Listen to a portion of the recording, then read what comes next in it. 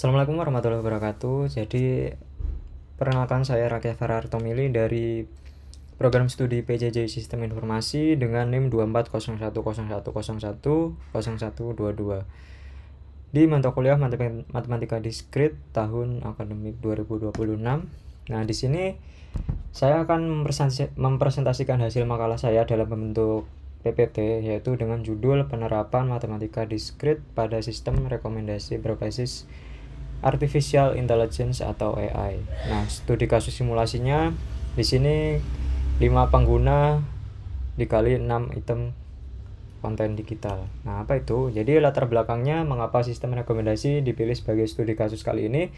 Jadi AI memungkinkan sistem melakukan prediksi, klasifikasi, pencarian pola, dan memberikan rekomendasi. Tugas yang sebelumnya butuh kemampuan manusia dan kini bisa dijalankan oleh AI. Seperti itu. Jadi pada collaborative filtering, pola interaksi pengguna dan item dipresentasikan sebagai matriks. Pengguna pada baris, item pada kolom. Nah, di balik itu terdapat struktur matematika diskrit, ya, relasi antar objek, proses algoritmik, penghitungan kemungkinan, probabilitas, graph, and tree. Jadi di sini ada 5 materi, yaitu yang pertama ada matriks, algoritma dan bilangan bulat, kombinatorial, ya. Kemudian ada peluang diskrit, dan terakhir ada graph and tree, yaitu atau relasi dan alur keputusan. Nah, rumusan masalah di topik kali ini yaitu yang pertama adalah bagaimana mempresentasikan data interaksi pengguna dan item. Yang kedua ada bagaimana algoritma dan bilangan bulat menghitung serta mengurutkan skor. Yang ketiga ada bagaimana kombinatorial dan peluang diskrit diterapkan pada pemilihan rekomendasi. Yang keempat ada bagaimana hubungan pengguna dan item yang dimodelkan sebagai graf. Yang kelima ada bagaimana tree menggambarkan proses keputusan rekomendasi. Nah, tujuannya adalah menjelaskan penerapan konsep matematika diskrit pada sistem rekomendasi AI. Melakukan perhitungan dengan data simulasi yang mudah diverifikasi manual, menunjukkan keterkaitan algoritma, kombinatorial, peluang, graf, dan tree, menganalisis manfaat dan keterbatasan model sederhana yang digunakan. Oke. Selanjutnya adalah landasan teori. Jadi di sini ada 8 konsep landasan teori yang menopang analisa kita pada presentasi kali ini, yaitu yang pertama ada artificial intelligence atau AI, ada sistem rekomendasi, algoritma dan bilangan bulat, matriks, kombinatorial, ya, peluang diskrit, graph, dan tree. Seperti itu. Nah, jadi di sini ada deskripsi sistem dan data simulasi, yaitu ada 5 pengguna, ya, U1 sampai U5 terhadap 6 item, ya, L1 sampai L6. Nah, nilai interaksi 1 berarti pengguna memberi sinyal positif terhadap item. 0 belum berarti ada interaksi. Matriks ini adalah bentuk sederhana dari feedback matrix. Nah, untuk kategori itemnya di sini itu ada L1 teknologi, untuk L2-nya itu ada teknologi juga, dan L3-nya edukasi, L4-nya edukasi, L5-nya hiburan, dan L6 produktivitas. Jadi di sini di bidang teknologinya itu dan edukasinya itu memang lebih banyak, ya, seperti itu. Nah, alur sistem. Oke, jadi alur sistem kita kali ini adalah ada 6 langkah dari data mentah sampai daftar rekomendasi. Yang pertama ada kumpulkan interaksi dulu, ya. Jadi kita kumpulkan data pengguna dan item-item yang mereka inputkan, gitu kan. Yang kedua ada diskretisasi, ya, ubah menjadi nilai 0 ataupun 1. Jadi di sini disebutkan biner, ya. Oke, jadi 3. Untuk langkah ketiga itu ada hitung skor. Nah, hitung skor kandidat yang belum dipilih itu berapa. Kemudian ada langkah keempat yaitu urutkan kandidat ranking berdasarkan skor tertinggi sampai yang tidak ada skornya. Kemudian ada peluang entry, jadi bantu proses pemilihan AI itu. Jadi peluangnya apakah itu 1 ataupun 0. Dan yang keenam itu ada rekomendasi daftar item teratas. Oke, jadi algoritma dan bilangan bulat. Di sini ada skor popularitas per item. Jadi ada beberapa angka, jadi 4, 3, 3, 3, 3, 2. Dan contoh perhitungannya seperti ini. Jadi ada S L4, jadi 0 plus 1 plus 1 plus 1 plus 1 sama dengan 4 karena setiap interaksi bernilai 0 atau 1, skor berupa bilangan bulat non negatif ya. Jadi L4 menjadikan kandidat paling populer. Rekomendasi untuk user 1 ya yang sudah dia pilih adalah L1, L2, L3. Oke. Oh, maksud saya ini I ya berarti. Berarti I1, I2, I3 karena itu untuk merepresentasikan item. Oke, jadi selanjutnya ada kandidat baru. Nah, I4, I5 dan I6. Nah, top 2 terpilih I4 dan I5 seperti itu. Jadi rekomendasi untuk user 1 itu adalah I4 dan I5 seperti itu, karena top 2 terpilihnya adalah I4 dan I5. Oke. Nah, selanjutnya ada matriks dan skor kesamaan. Matriks user item bukan sekedar penyimpanan, setiap baris adalah vektor pengguna, sehingga kemiripan pola interaksi dapat dihitung langsung atau dasar dari kolaboratif filtering. Oke, jadi di sini ada user 1 ya, dia memilih di item 1, item 2, item 3. Untuk user 2 memilih item 1, item 2, dan item 4. Nah, nilai similarity yang lebih tinggi menunjukkan pola interaksi yang lebih mirip, sehingga item milik salah satu pengguna dapat direkomendasikan kepada pengguna lainnya, seperti itu. Nah, perhitungannya bagaimana sih? Jadi ada cost user 1, user 2. Nah, hasilnya adalah 0,667. Dot product 2, dot produknya sama dengan 2, panjang kedua vektor sama dengan akar 3. Artinya sekitar 67% kemiripan pola antara user 1 dan user 2.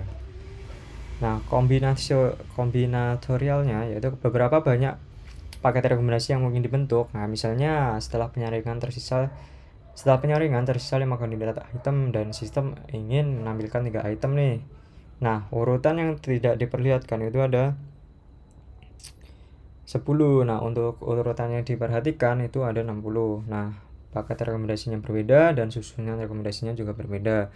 Perbedaan kedua angka menunjukkan mengapa definisi masalah harus jelas sebelum memilih rumus kombinatorialnya ya. Apakah urutan tampilan rekomendasi dianggap penting atau tidak. Seperti itu. Nah, selanjutnya ada peluang diskrit. Nah, di sini ada 60%, 50% dan 60%. Nah, itu apa aja sih? Nah, 60% itu untuk P interaksi positif. Jadi 18 dari 30 sel matriks itu bernilai 1. Nah, item baru bagi user 1 itu 3 dari 6 item belum dipilih user 1. Nah, untuk 60% menyentuh kategori teknologi. 3 dari 5 pengguna berinteraksi dengan item 1 atau item 2. Nah, seperti itu. Jadi, catatan pentingnya adalah angka di atas adalah peluang empiris sederhana dari data simulasi, bukan model probabilistik lengkap. Dalam sistem nyata, peluang perlu memperhitungkan konteks, urutan waktu, dan bobot interaksi. Jadi, grafnya itu seperti ini ya, graf bipartit user sampai user ke item gitu. Jadi setiap interaksi positif menjadi satu sisi. Jadi user 1 dia memilih item apa aja, sampai user 5 dia memilih item apa aja. Seperti itu. Nah, untuk derajat tertingginya jadi user 1, user 4, user 5 dan item 4. Item 4 adalah item yang paling populer atau banyak dipilih oleh 5 user itu ya. Nah, decision tree-nya seperti ini. Jadi decision tree itu adalah aturan bertingkat untuk menentukan kelayakan item masuk rekomendasi atau tidak. Nah, jika skor item itu lebih dari 3, maka dia masuk ke kategori sesuai minat pengguna. Kalau tidak, dia diprioritaskan lebih rendah. Nah, tapi di minat pengguna ini, jika pengguna memilih ya, maka direkomendasikan, jika tidak simpan sebagai alternatif dulu, seperti itu. Nah, contoh penerapannya adalah contoh item 4 itu skornya ada 4, kategori edukasi ya itu dijadikan rekomendasi utama. Nah, untuk item 6 jika skornya cuma 2 ya cabang prioritasnya rendah, jadi lebih diutamakan untuk item 4 seperti itu, yaitu edukasi. Nah, untuk integrasi kelima konsep tersebut seperti ini. Jadi jadi ada 1 studi kasus dan 6 struktur diskrit yang saling terhubung. Nah, jadi contohnya ada di tabel seperti ini. Nah, setiap baris ya menjawab satu rumusan masalah. Seluruh materi wajib terpakai dalam satu alur sistem yang sama, seperti itu. Nah, untuk kelebihan dan keterbatasan analisis pada kali ini yaitu kelebihan pendekatannya yaitu mudah dijelaskan karena seluruh nilai dan rumus dapat diverifikasi manual. Kita kan verifikasi manual nih dari tadi ya, kita simulasikan, kemudian menyatukan beberapa konsep matematika diskrit dalam satu studi kasus. Representasi matriks dan graf dapat dikembangkan menjadi model AI yang lebih kompleks. Aturan tree memudahkan interpretasi keputusan sistem, dan untuk keterbatasannya ya data hanya simulasi dan sangat kecil dibanding sistem yang sudah production atau sudah ready. Kalau sistem yang sudah akan dipakai itu pasti datanya akan sangat banyak, datanya akan besar ya, sehingga untuk mengolahnya pun menjadi lebih effort ya, seperti itu. Jadi ini hanya data untuk simulasi, sehingga kita bisa membayangkan ya bagaimana AI itu membaca data, seperti itu. Nah, untuk skor popularitas belum menangkap konteks ya, urutan waktu atau kualitas interaksi, seperti itu. Jadi ya memang karena hanya simulasi gitu kan. Nah, peluang yang dihitung bersifat empiris sederhana, bukan model probabilistik lengkap.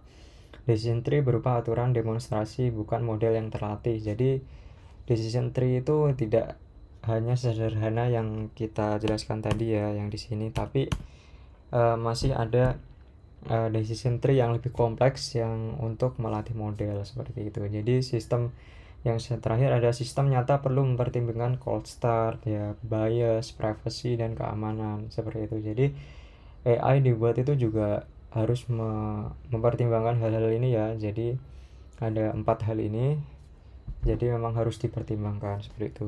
Bukan hanya sekedar simulasi aja, tetapi ya memang harus ready untuk dipakai massive user. Nah, kesimpulannya adalah matematika diskrit memiliki peran nyata dalam membangun dan menjelaskan sistem rekomendasi berbasis AI, dari representasi data hingga logika pengambilan keputusan. Nah, untuk saran pengembangannya di sini mungkin ya bisa diuji dengan dataset yang lebih besar, bandingkan beberapa metode rekomendasi, dan evaluasi menggunakan matriks ya, seperti precision, recall, atau matrix ranking.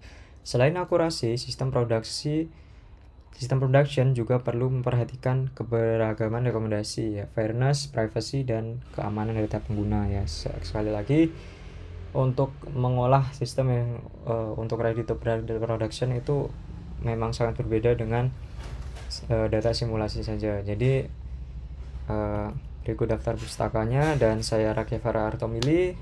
Wassalamualaikum warahmatullahi wabarakatuh.